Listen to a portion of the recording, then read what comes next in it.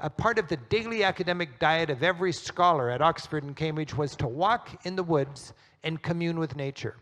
Now, when people made a pilgrimage to cultural big shots, they weren't going to some fancy salon in Paris. They were going up to the Cumbrian Lakes district in the north of England and walking in the woods with the great poet Wordsworth.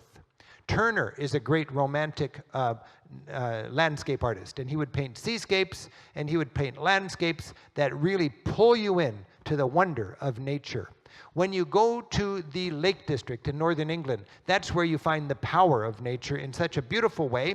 You'll find more youth hostels per square mile in the Cumbrian Lakes District than anywhere else in Europe, and they need every one of them because the English people love to go up there and commune with nature. This is the backyard of Wordsworth, the great poet. And you can see his home there, you can read his poetry there, and you can be inspired by the Romantic movement and how that involved nature.